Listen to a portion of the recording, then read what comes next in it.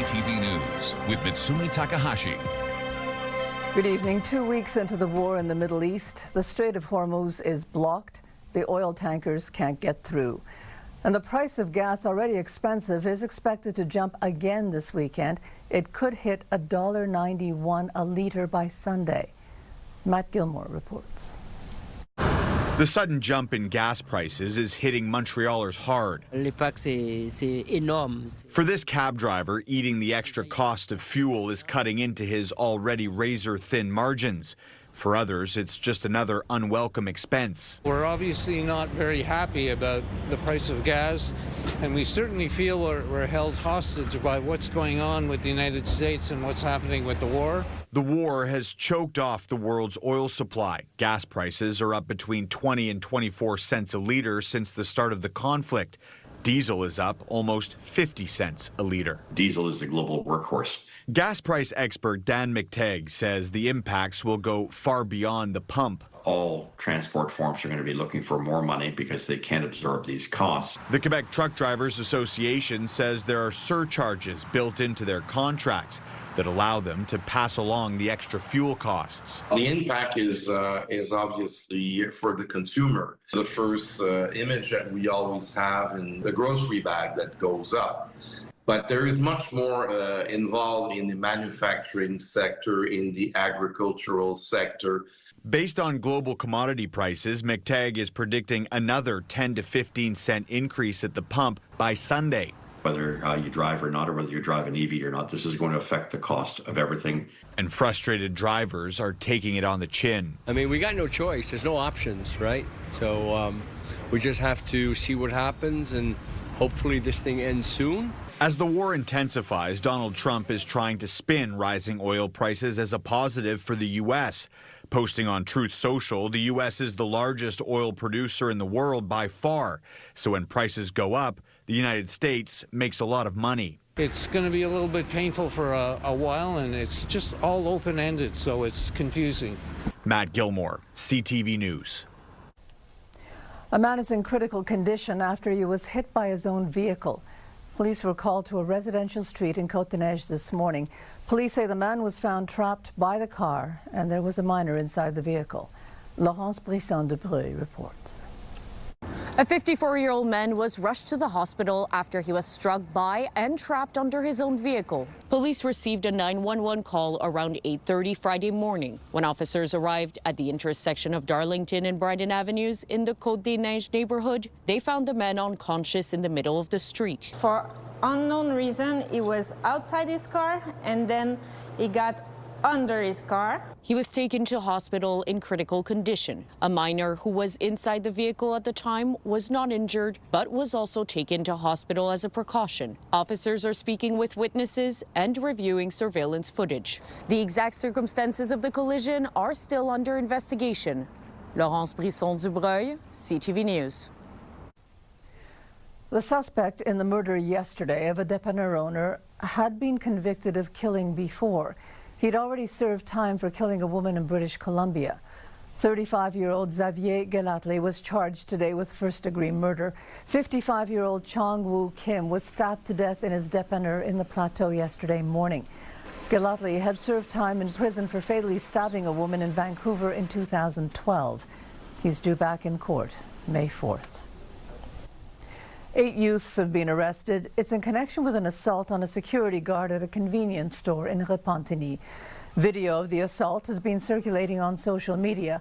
A security guard can be seen grabbing a teenager outside the store. Then the teenager pushes the guard to the ground. It happened on March 3rd. It's across the street from Horizon High School. Police say there could be a 9th arrest. The charges could range from intimidation and harassment to assault and disturbing the peace. There was a suspected case of arson last night in Brassard. Police were called to a home on Castello Street at around 9 o'clock. They say there was evidence at the scene suggesting the fire was deliberately set. There were no injuries, and so far, no arrests. A little earlier in the evening, and also on the South Shore, police were called to Carignan Street for an SUV that was on fire. There were no injuries there either. The fire did not spread to a nearby building, and police are calling that fire suspicious. And there was another suspicious fire early this morning, this one in St. Leonard. Police were called to reports of 2 vehicles on fire on Datib Street. They found an SUV and a truck engulfed in flames. One person was seen fleeing the scene.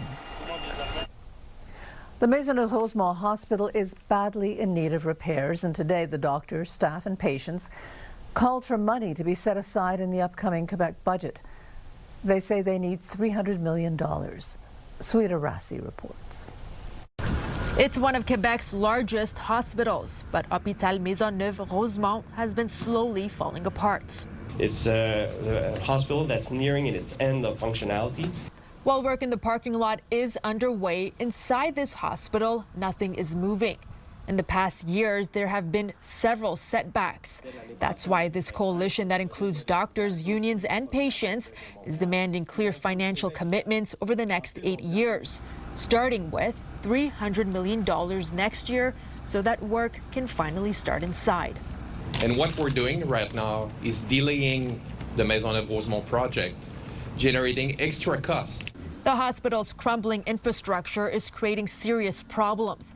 Reports of power outages, elevators out of service, and people seeing rodents and bats inside the aging building have been making headlines. The coalition says some doctors have even decided to leave. Vincent Marissal is the MNA for Rosemont. It's a running gag. It's a national gag. Enough is enough. Opposition parties gathered in front of the hospital. So it's time to build this hospital, and it's time to move on. Every day that we're losing, we're wasting more money. The coalition is also calling on the next CAQ leader to take a clear position. Both Christine Fréchette and Bernard Trainville say they'll make sure the money is there, with Fréchette on Facebook saying she wants the construction to be a priority. But Quebec Solidaire doesn't buy it. If she's promising this, how come she did not deliver in the last 3-4 years where she was in the cabinet, where she was directly at the table? The group is hoping the $300 million needed to kickstart repairs will be included in the upcoming budget, which is set to be tabled on Wednesday. Suida Rassi, CTV News. The city of Longueuil today inaugurated 30 new social housing units. This is the first phase of a project called A Roof for All. It costs $16 million. Tenants will pay 25% of their revenue towards the rent, with the government paying the rest. People who work with community organizations say they've never seen a greater need for affordable housing. It's been so hard, a lot of work, but finally I'm going to have people living in apartments upstairs in a condition that I would want to live in myself. They have lovely bathrooms, lovely porch, a place to be able to settle down, to have a cup of coffee, and to see what they really want to do and how they want to get back into the community. Hydro-Quebec is testing a new way to prevent power outages during ice storms. It is a de-icing system that sends high-intensity current through power lines to heat them up. The system has been in place since 2008, but this Wednesday's storm was the first time it was used. The way it works is it's electricity intensity that causes the wire to actually heat up, so the ice will melt and the freezing rain won't affect our network. And we used it this week. It was a success, actually. We used it with public safety because crossroads have to be secured because, of course, ice couldn't melt and fall, and if there were cars under, then they might be affected. It's not an issue for highways because there's an equipment on the electric transmission lines that prevent freezing rain from actually affecting this portion. The system is currently in use at the Lévis substation near Quebec City. A new cafe opened in Plaza Saint-Hubert today, and it's got a decidedly political bent. It's inviting everyone to come in to talk about the future of an independent Quebec. Christine Long was there. Not an Americano or even a Canadiano, but Le Club Pays serves up a Quebecano. Le Club Pays calls itself a sovereigntist meeting place. It's an initiative of the United Organizations for Independence, known as We Quebec. The goal for us is to have a space to discuss the long-term vision for Quebec. Camille Goyette-Gingras explains it's a citizen-run project. Being non-partisan is really our DNA. It's so important for us. So it's going to contribute to this vision that the Independence Project should be led by the citizens and the civil society. Ideas include decentralizing healthcare. Ottawa has really a hospital-centered vision, but as in Quebec, we prefer to invest into proximity services with the CLSC. Goyette-Gingras admits that in the past, political parties led the call for Quebec independence and says this is more grassroots. The third wave of independentists is now led by the civil society as a non-partisan project. Yet, are they brewing up old debates? Alex Valiquette says Le Club Pays is a place for conversation and information. People are going to look at independence in a different way than just being scared and nervous and about being like imposed a referendum and not being informed and just voting no because it's too stressful. The cafe will also host evening performances and conferences to talk about independence, but not political rallies. Our goal is not to act on the policy side. That would be the role of the political parties. Volunteer-run, citizen-funded, Le Club Pays is located at 6900 Saint-Hubert in a building belonging to the Mouvement National des Québécoises et Québécois. Christine Long, CTV News. An Olympic medalist is calling for more funding for amateur sport in Canada. Laurent Dubreuil is now back in Quebec. Dubreuil says he's worried about the next generation of athletes in his sport. He says without more federal funding, he says Canada is headed for disaster in international competition. He suggests that Canada follow the lead of other countries, for example, Norway, which has a state lottery which helps fund amateur sport. In Canada, we haven't really got an increase in funds for over 20 years in high-level sport. But obviously with the amount of money we had 20 years ago and the same amount now with inflation, it's not worth nearly as much. It's probably 30% less. And with 30% less, there's a lot of stuff we can't do anymore. We don't send full teams to World Cups. We cannot pay for every competition. The World Championship we had to pay for ourselves. And we can't really innovate anymore. I think federations are more trying to survive than innovate and perform, and I think it reflects in the medal table. We dropped quite a lot in the last Olympics, and I think as a society it's just a question to ask ourselves, is sport important or is it not important? Dubreuil won bronze in the men's 500 meters in Milan last month. There's more on our interview with Laurent Dubreuil on our website, ctvnewsmontreal.ca. And coming up, law enforcement on high alert. It's been pretty active right now as far as terrorism and anti-Semitism. The consequences of the war in Iran being seen on American soil. And across the Middle East, the death toll is rising, and that includes Americans. Day 14 of the war, and the global economy is feeling the effects. The U.S. and Israel are pounding Iran, and Iran is attacking its neighbors and causing havoc in the Strait of Hormuz. Heather Wright is in Turkey. What appears to be a projectile streaks across the sky near Incirlik Air Base in southern Turkey. NATO confirming a missile from Iran bound for Turkey was intercepted today, the third such interception since the war began. It sounds crazy because, normally Iran is a semi-ally to Turkey. So that was surprising to see. But, war is crazy. Turkish authorities have not said what the target was, but U.S. and NATO troops are stationed at Incirlik. In Istanbul, the mood is calm, but there is worry the war could spread. They are trying to involve other countries too, and so maybe there will be something, but I'm hoping it won't be anything bad. Today, the United States confirmed a refueling plane, similar to the one seen here, crashed in western Iraq, killing all 6 crew members. U.S. Central Command says the crash was not caused by hostile or friendly fire and is under investigation. In Tehran, smoke can be seen rising as thousands gathered to mark Al-Quds Day, one of many rallies across the country. People are not afraid of these attacks, the head of the judiciary said, vowing Iran won't back down. While Iran has been battered by U.S. and Israeli bombardment, it continues to strike its neighbors, with thick black smoke seen rising from Dubai's financial district today. In northern Israel, Iran's proxy Hezbollah fired hundreds of rockets overnight, injuring dozens, including a number of children. Israel continues to hit Beirut and its suburbs, with the death toll in Lebanon at nearly 700, according to the health ministry. Today, UN Secretary General Antonio Guterres visited Lebanon and called for an immediate ceasefire. Lebanon was dragged into a war that is not a war that its people would be willing to have.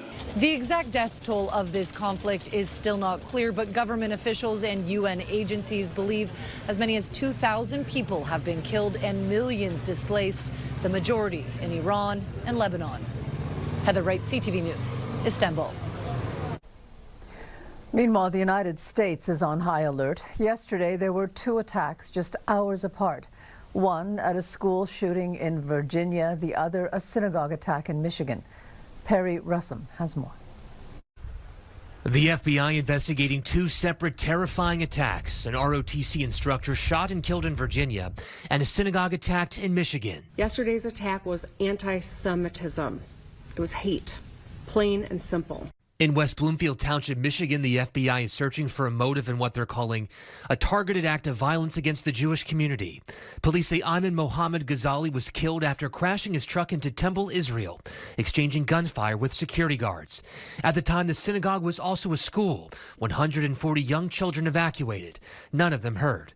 Officials say Ghazali became a naturalized citizen in 2016 and recently posted on social media about his relatives being killed during Israeli airstrikes in Lebanon. An official in Lebanon confirming to ABC News his 2 brothers, niece, and nephew were all killed last week. No community in America should be fearful of having their own kind congregate for things like education and worship. The attack happening shortly after a separate incident at Old Dominion University in Norfolk, Virginia. Sources tell ABC News former National Guardsman Mohammed Jallo calmly walked into a classroom and asked if it was an ROTC class. Sources say when someone answered yes, Jallo allegedly shot and killed the instructor, Lieutenant Colonel Brandon Shaw. The FBI calling the attack an act of terror. And I'm here on campus today to pay honor and respect to a very good friend, Brandon Shaw. Brandon, I love you, man. I miss you. You don't deserve this. In 2016, Jallo was convicted for attempting to provide material support to ISIS after he tried to acquire weapons for an attack on U.S. soil. He served time in prison. It's been pretty active right now as far as terrorism and anti-Semitism.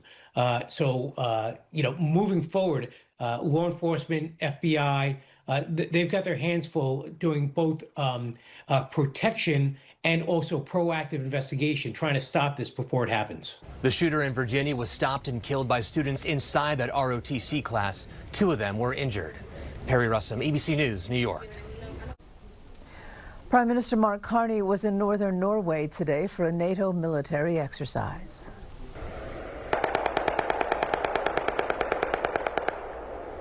"25,000 troops are taking part.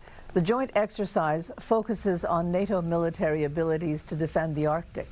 The Prime Minister also took the opportunity to meet with the Prime Minister of Norway and the Chancellor of Germany. He now goes on to the UK, where he will meet with King Charles and British Prime Minister Keir Starmer. And last night, Mark Carney was in Yellowknife, and there he announced a multi-billion-dollar plan to defend, build and transform Canada's north. Here's Judy Trin. The Prime Minister has grand ambitions for Canada's Arctic. We're taking full responsibility for defending our sovereignty. And we are unleashing a range of new economic opportunities. It begins with modernizing military air bases. The money was earmarked 4 years ago under the Trudeau government, but only now are the plans taking flight. They lacked the scale of ambition and the depth of strategy worthy of this vast region. It includes $32 billion to expand air bases in Yellowknife, Inuvik, Iqaluit, and Happy Valley Goose Bay, and $2.6 billion to build new support hubs in Whitehorse and Resolute, and smaller facilities in Cambridge Bay and Rankin Inlet. There's also money to upgrade the Rankin Inlet Airport and improve the runway in Inuvik. Carney also wants to better connect the North, referring several projects to the Major Projects Office for fast-tracking, including the Mackenzie Valley Highway. the Grays Bay Road that connects to a deep water port, and the expansion of the Tallston Hydro Project to serve 70% of residents in the Northwest Territories. With this plan, we are taking control of our future. The Major Projects Office, which was created last August, has yet to approve a single project. And while construction contracts have gone out to tender, the vast majority of funds to improve air bases has yet to start flowing. Judy Trin, CTV News, Yellowknife. Cuba says it has begun talks with the United States. An American oil blockade is pushing the island deeper into crisis. Buenos días, un saludo para todo nuestro pueblo y en especial para los representantes. Cuba's president says the hope is to find solutions through dialogue. The blockade has led to prolonged blackouts, rationed fuel, and medical shortages. Donald Trump has said Cuba could be the target of some kind of takeover. The president of Ukraine met with the French president, Emmanuel Macron, in Paris today. Volodymyr Zelensky is trying to shore up support from France. The war in the Middle East is diverting attention and weapons away from Ukraine. And coming up, the contenders for the Oscars. I'll be seeing you very soon. This year at the Academy Awards, it could be anyone's game. And white noise machines. Sometimes noise is just noise.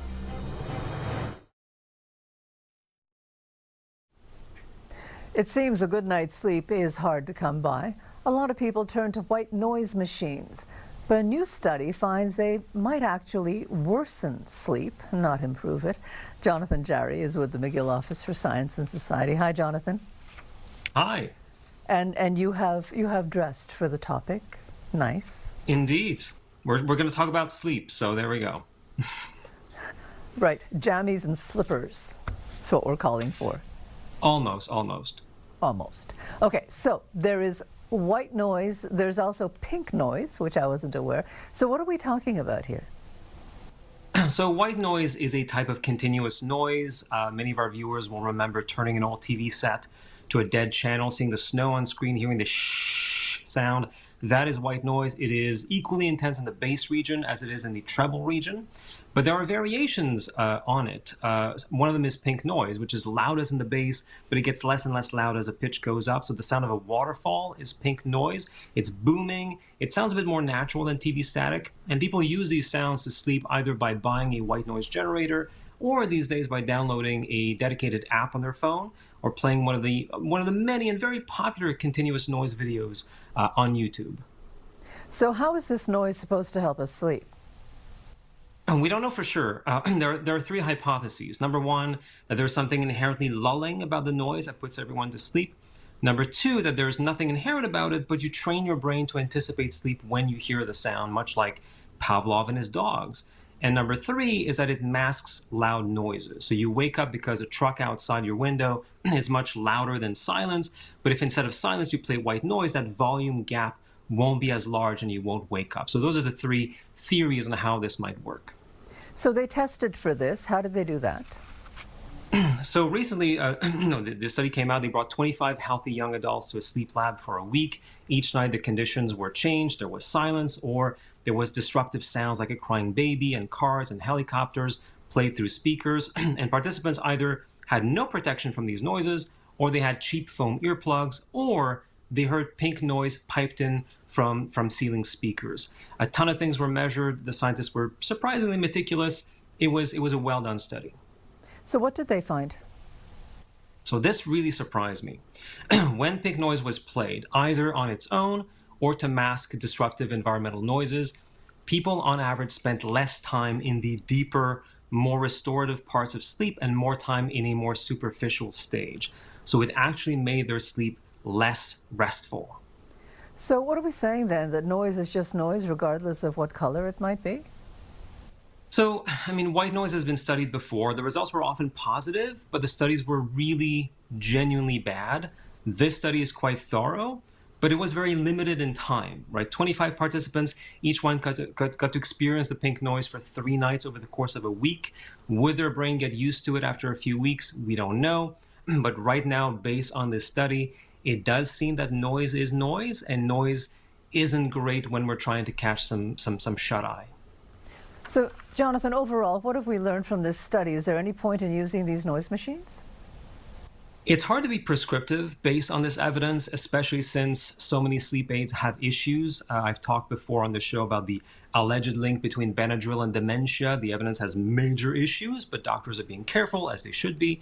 Also, earplugs can push earwax down the ear canal, and then you have to go see an ENT who uses very long stainless steel instruments to scrape it out. I've had it done. Not fun, not great.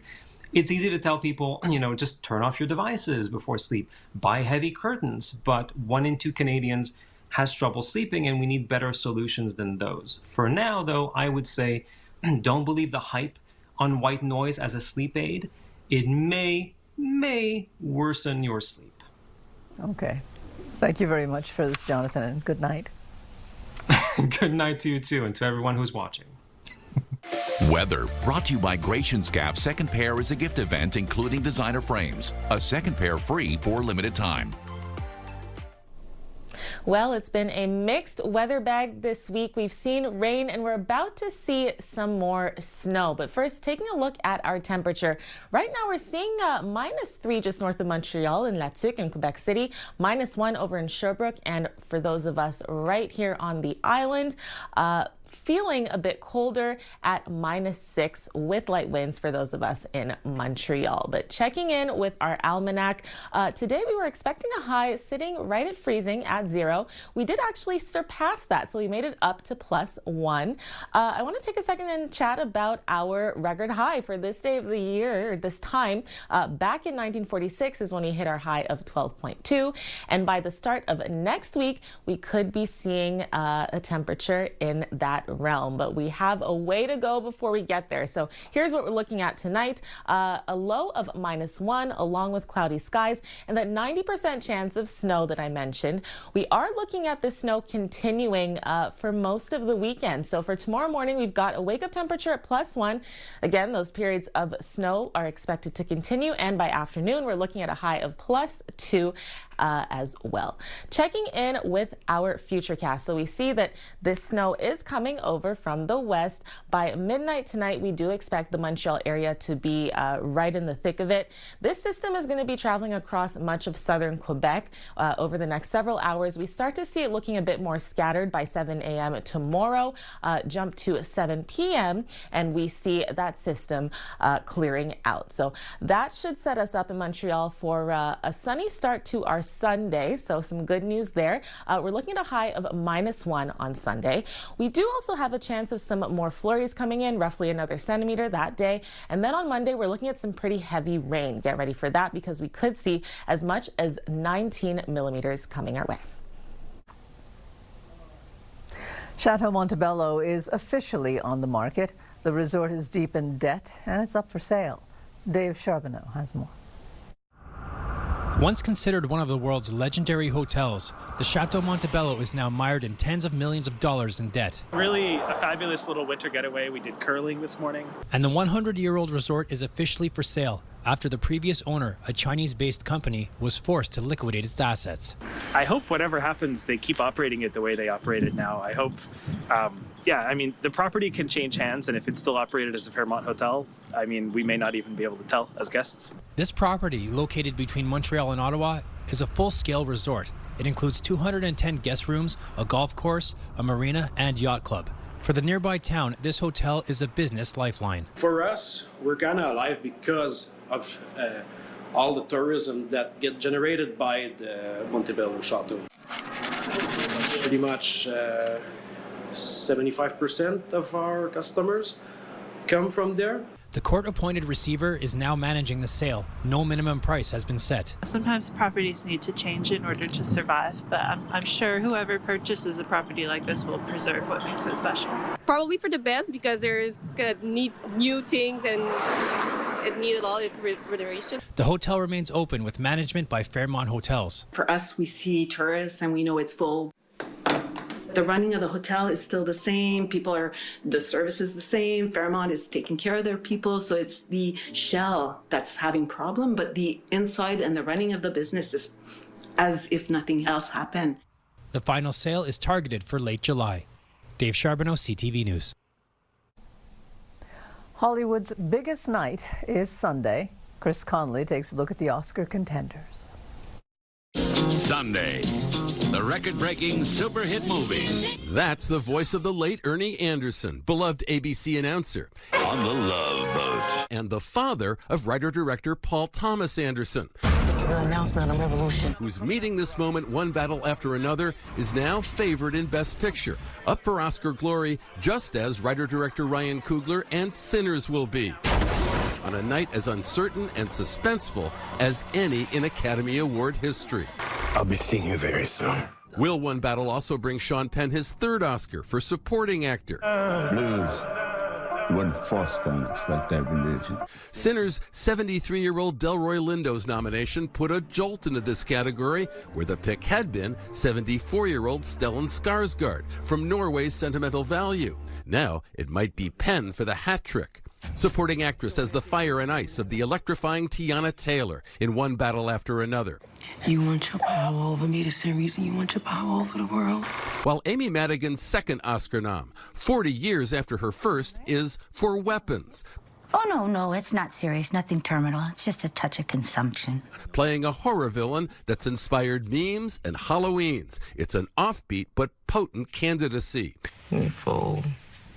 All that war and whatever the hell he been doing in Chicago. And don't count out Sinners' Wumni Masaku. British Academy voters, and there are a lot of them, know her as a proven award winner. And who will win? I shall, of course. Of course he shall.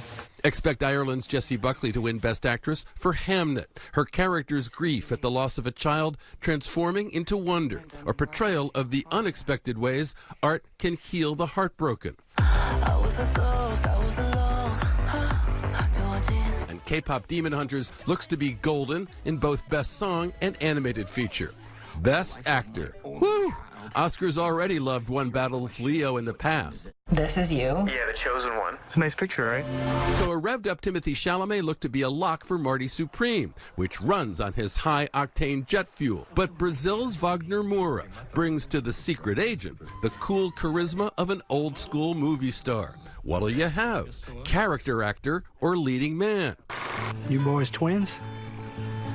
Nah, we cousins.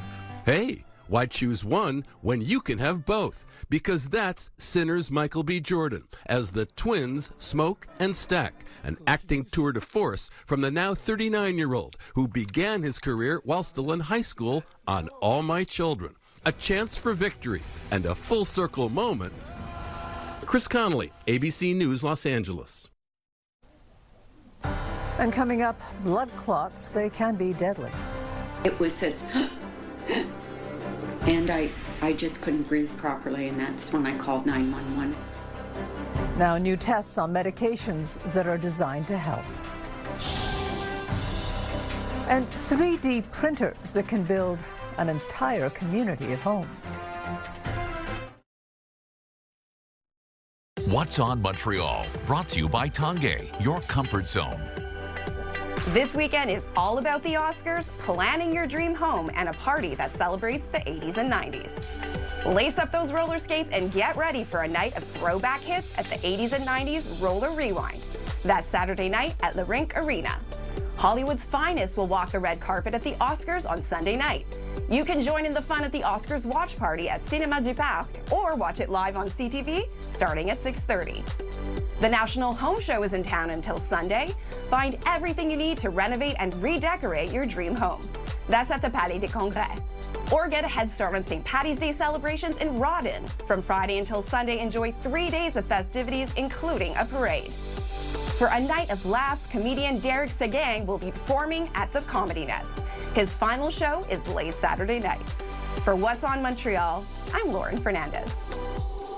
Your Health, brought to you by Gratian Scaff. Second pair is a gift event including designer frames. A second pair free for a limited time. Blood clots are the third leading cause of cardiovascular death in Canada. And there are 2 commonly used drug treatments, and researchers are putting them to the test. Peter Sperling reports.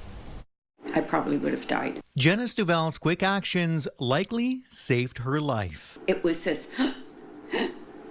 and I just couldn't breathe properly, and that's when I called 911. Help arrived. She says one of the last things she remembers before getting to the hospital. The ambulance attendant said, "Look at the size of her foot." It was a blood clot in her leg that moved into her lungs. Blood clots are very unforgiving once you get them and they start to travel. It can kill you. Guidelines recommend patients recovering use a blood thinner. Now, thanks to research led by the Ottawa Hospital, the choice between two commonly used drugs may be clearer. One of the biggest side effects that we worry about with blood thinners is bruising and bleeding concerns. And we found that apixaban, one of the blood thinners we use very commonly, has fewer bleeding events compared to rivaroxaban. According to the Ottawa Hospital, it's the first clinical trial to put these two drugs used to treat blood clots head-to-head. It found apixaban is a clear winner. And the results are very exciting. We have shown that one blood thinner is safer with respect to fewer bleeding complications than another blood thinner. The international clinical trial, with nearly 2,800 participants from around the world, now published in the New England Journal of Medicine. This is very exciting for all of us.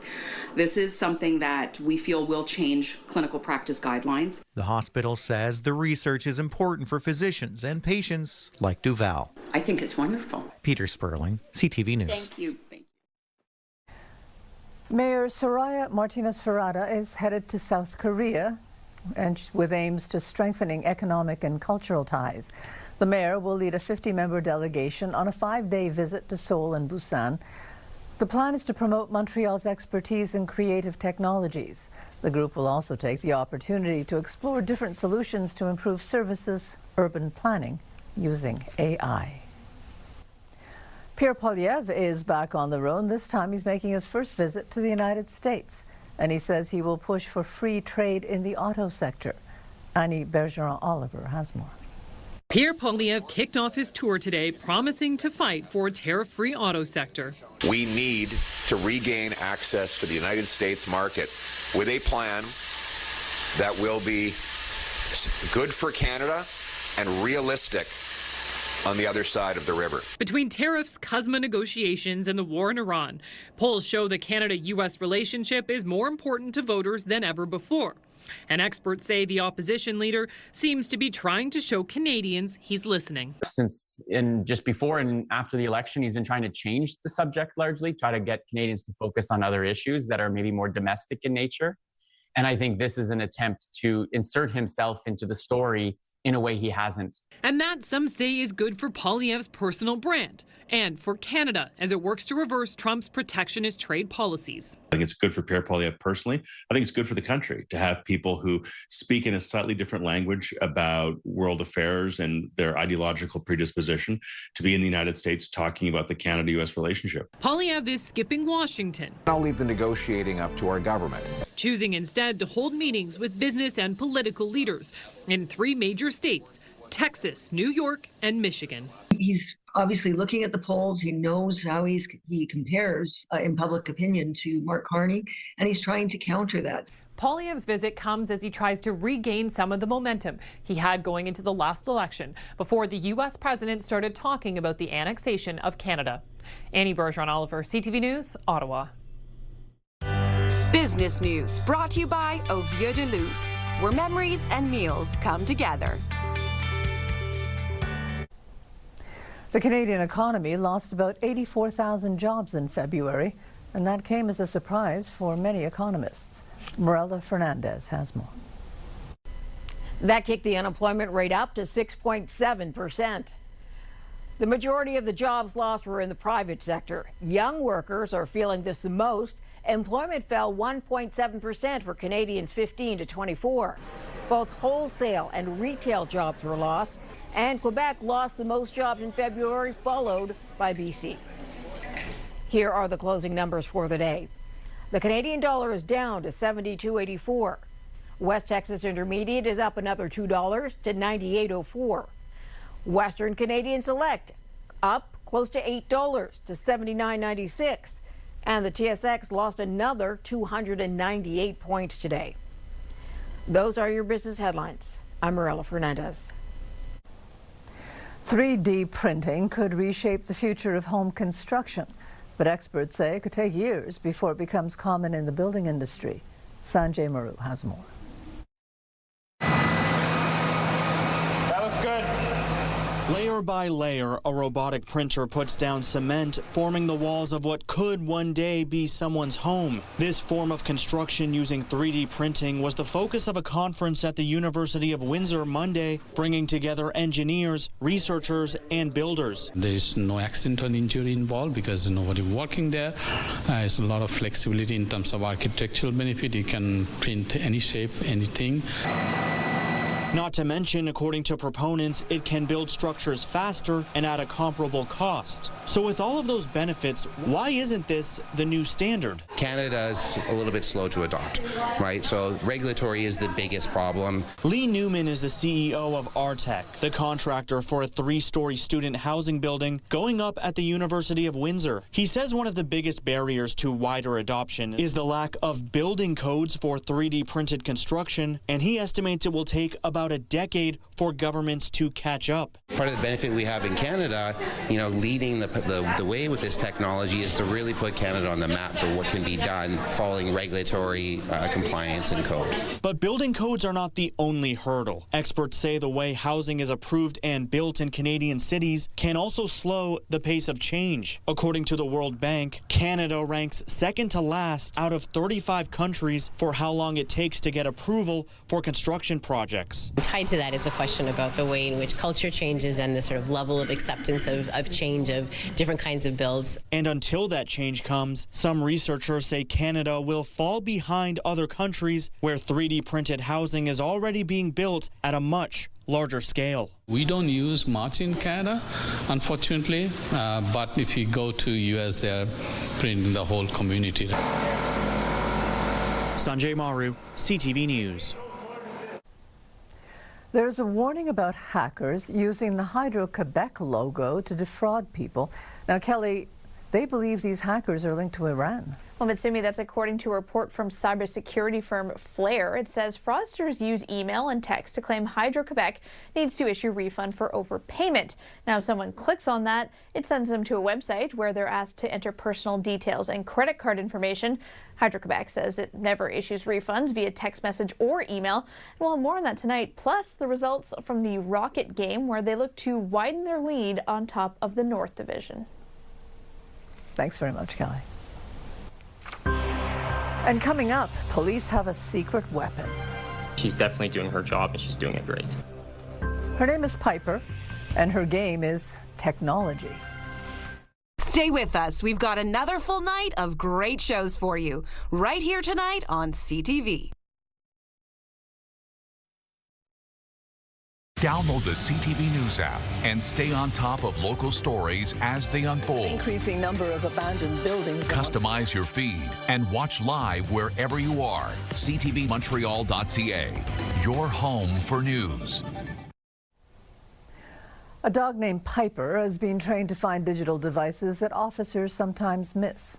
Katie Griffin has more. Ready? Let's go to work. Let's go to work. See? And just like that, Piper's off searching for hidden items. Joey found something. So what she would do is she sits, show me, and then she'll point her nose right at it. Good girl. Concealed in these cushions, a cell phone. So Piper is an electronic storage detection canine. She's trained to pick up the scent of a chemical used when the devices are manufactured, something humans can't smell, helping investigators in the Ottawa Police Child Exploitation Unit find crucial digital evidence. And a lot of these people hide these devices from us, but also from their family members. So when we go in there to attempt to find these devices, it makes it problematic when they are trying to conceal it. So Piper comes with us for these search warrants. Pretty much on every single one of them, she's indicated on something that an investigator has missed. So she has been very valuable to us. Items like USBs and SD cards, no match for this nose. So she's able to tell that odor is coming from above the fridge because the odor of this chemical is heavier than air, so it will trickle down. Piper is also a trained therapy dog. You can imagine the things that we come across, but also for any victims that we are dealing with as well. It comforts them. And we just had an incident a month ago where some child came in and she said if it wasn't for Piper, she wouldn't have spoken out. So she's definitely doing her job and she's doing it great. And when she's done work, it's time to play or take a well-deserved nap. Yes. Katie Griffin, CTV News. Good job. So, Anastasia, what have we got? We got snow, we got more snow, and then we got pouring rain. That's it, exactly. Yep, that's it. That's it. That covers our forecast. We've had better weekends for sure, but here's what we're looking at tonight. A low of -1, and then temperatures moving up from there, so something to look forward to. We are seeing some snow coming in. Roughly 6 centimeters is what we're forecasting for tonight. Now, for tomorrow morning, we've got +1 as our wake-up temperature as well, and continuing periods of snow pretty well throughout the day. Our high for tomorrow is sitting at +2, but we could get roughly another 4 centimeters of snow coming our way. We'll have a low of -2 on Sunday, and then get ready for Monday, because Monday is when it could all melt. We are in fact looking at that heavy rain. Up to 19 millimeters could come, but we have a double-digit high. So I mentioned earlier that our record for today sits at 12.2, and we could actually make it up to that 12 degrees before we move down to a low of -2. Mitsumi? You believe this weather? You just believe this weather. Have a good weekend. Have a good evening. Stay well. Good night.